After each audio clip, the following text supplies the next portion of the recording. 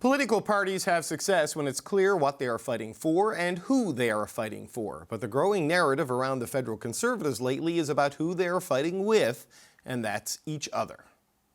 Future Premier of British Columbia, Caroline Finley. Way to go. Fresh off a big win against Liberal lobbyists from out east. Okay, so that comment from Pierre Poilievre is the latest flashpoint here. It's a clear shot at Corey Teneycke and others. Teneycke, of course, was Stephen Harper's former director of communications and has been Doug Ford's campaign manager in 3 straight Ontario election wins, and he was also a very loud critic of Poilievre's strategy in the last federal election. Most recently, Teneycke managed Caroline Elliott's campaign to lead the BC Conservatives. A race Elliott narrowly lost to Caroline Finley, 51% to 49% on the final ballot. And today, Elliott released a video pushing back on Poilievre's attack. Hi, Pierre.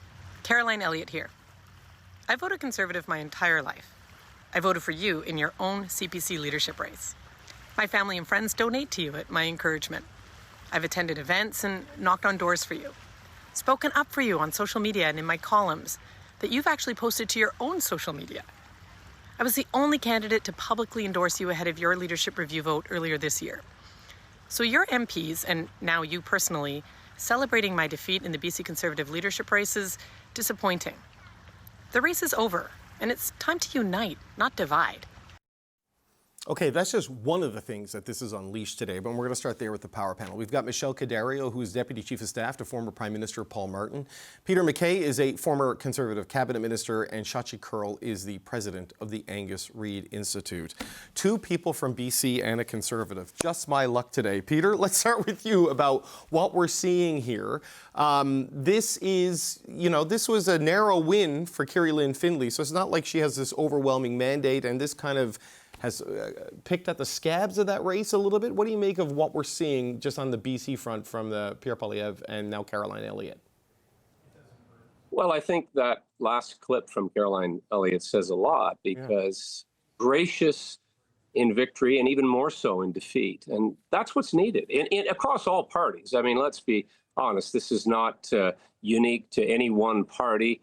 Leadership battles tend to be vicious at times and personal, having been through a few of them. I think it was Ronald Reagan said, thou shalt not speak ill of fellow fill in the blank colleagues. But let's be honest, this is really, small potatoes. This is not really part of the larger narrative that most people are thinking about. A single mom trying to meet the bills and pay for medicine and food. They're not thinking about this. This is absolutely insider politics that goes back probably a couple of other leaderships. And so I don't know that this merits really a lot of attention. We may talk about it here. If you listened to Pierre Poilievre's entire speech, that was just sort of an off-the-cuff comment.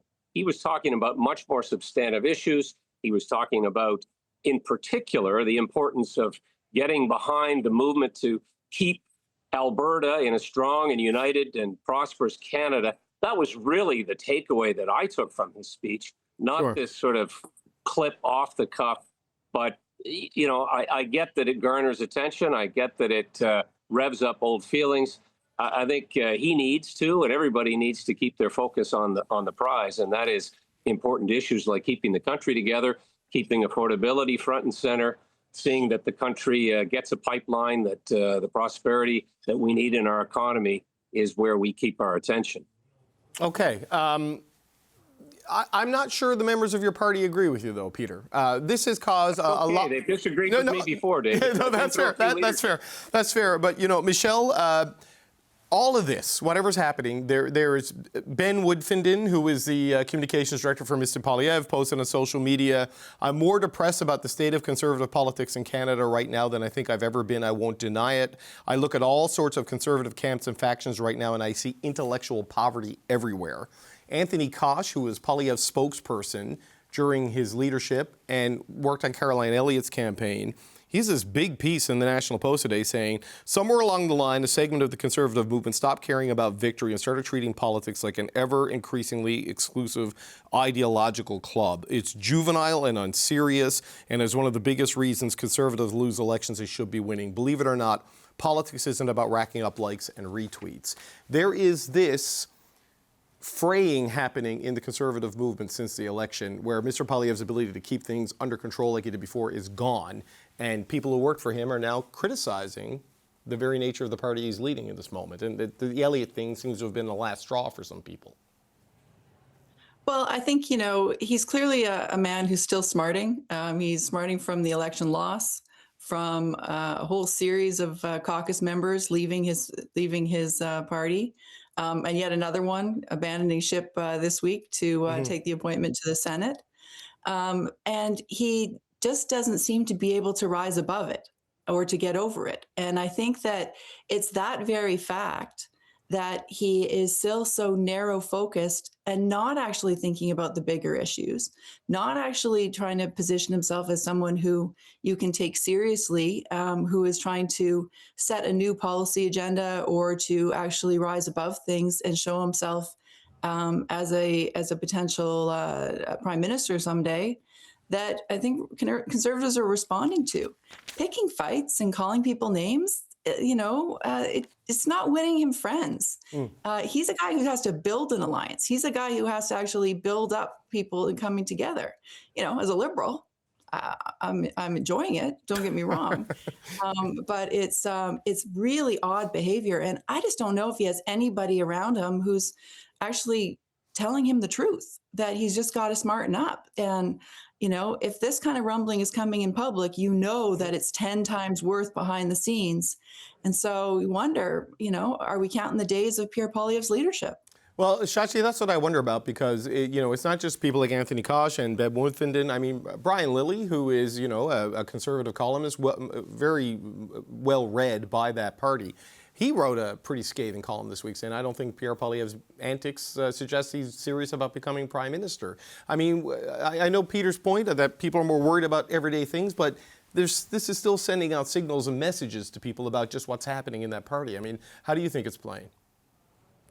I'm going to come to that in a second. David, I just want to take a moment personally to extend my sympathy and pay tribute to Eddie. And I'm thinking about Caroline today, his wife. They were such a lovely, sweet, supportive, wonderful couple and couple of friends to me.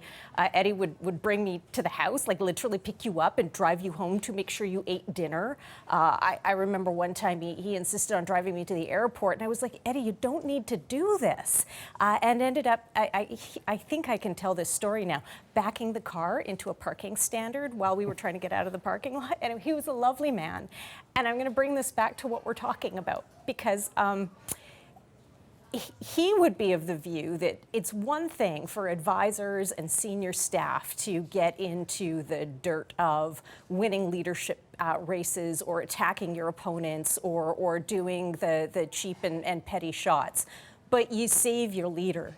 In this case, this is a leader who doesn't want to be saved. This is a leader who, on the day of the pipeline announcement, referred to people who were opposed to the BC tanker ban as a radical group of fake environmentalists. It actually, in fact, is a group of 2 in 5 British Columbians, many of whom would, in other circumstances, possibly be open to voting Conservative or had voted Conservative in the past. Now you look at this thing with Caroline Elliott. Now, I had said, not in nearly as nasty a way, but the hype around Corey Tenake's involvement in the campaign and it somehow being perceived, at least in Ottawa, in the early parts of that BC Conservative leadership campaign, like a coronation for Ms. Elliott. And I remember saying, he's not necessarily the magic gold dust in BC that he might be perceived to be in Ontario, but this is just so unnecessary for a leader whose negative ratings, whose unfavorable views are at 60%, while his favorable views are at 33% and trending down. This is so unnecessary and off topic and off message when you consider the fact that, he's nowhere above 40% favorability with any single age or gender demographic. He doesn't even have 34 to 55-year-old men. So who's he got? And now we're going to start picking internecine internal battles among ourselves? Like, Pierre, you do you, brah, but I'm not sure what the point is here, because it's not just that he's alienating people within the Conservative Party, and it's not just that he said it today. This is a sustained pattern of Mr. Poilievre being who he wants to be, saying what he wants to say, and seemingly not really caring about the fact that if he needs to bring the Conservatives across this magic line wherein you can form government, which is something the party has not done the better part of 20 years now, more than 20 years. This is something that sorry, I said 20 years. I meant 15. 15. But anyway, you get my point. Yeah, 2015. But the broader point being, like, the party's been in the cold for a while. Yeah. But this is also a leader who doesn't care. I said at the beginning, post this past election last year, this is the beginning of the end. It's not a matter of if, but when. I don't think it's going to happen anytime soon, but at some point, Conservative universe is going to take a long look at this leader and say, is this the guy to take us into the next federal election? And I still think that over-under on it being him is not certain. Well, Peter, and I'll give you the final word on this before we move on to the other topic, but, pulling back and just looking at where the Conservative Party is more broadly, I mean, when you were part of the effort to unite the parties back in the day, it was to sort of have a credible alternative to the Liberal dominance. But Mark Carney and the Trudeau-Carney era is going to last longer than the Chrétien-Martin era. If Mark Carney sticks around the full term. And here you have the federal leader with no real relationship with the Conservative Premier of Nova Scotia or the Conservative Premier of Ontario, and now weighing into a BC Conservative leadership situation where he's upset a supporter who got 49% of the vote. Like, that's not building. That's further fracturing, it seems. Yeah, there's no question the Liberal Party is very good at keeping its fights in the room. And, sometimes you'll see blood seeping out under the door, because I know they have their vicious battles as well. And Mr. Carney has very quickly disassociated himself and moved away entirely from Justin Trudeau and the government that he was part of for 5 years. But look, to answer your question, it's never going to be helpful. And to Chachi's point, you're not going to be able to get over that line when you're fighting a rear guard and fighting with each other. And, I recall, in referencing Eddie Goldenberg, his boss used to say, Jean Chrétien used to say, when you throw dirt, you lose ground. And I think that's a good golden rule in some ways for everybody, for all parties. And having been around the game a while, I've seen a lot, seen the heat of the moment, seen what happens when you're speaking in front of a partisan crowd, which this certainly was at the Calgary Stampede, and you get caught up in the moment. But it takes discipline. It takes a lot of effort. But, a unified Conservative Party, I maintain now, and I maintained all those years ago, is the only way. It's the only way, because even at the high water mark, Conservatives are going to get low 40%. That's just not possible when you're fighting with your provincial cousins, when you're taking shots at each other. And so it's a cautionary tone for everybody, a cautionary note, I should say. Yeah, it's very different than a year and a half ago. Right now, if you look at the polling for preferred prime minister, the gap between Pierre Poilievre and Maxime Bernier is smaller than the gap between Pierre Poilievre and Mark Carney, right? And days like this are challenging on that front.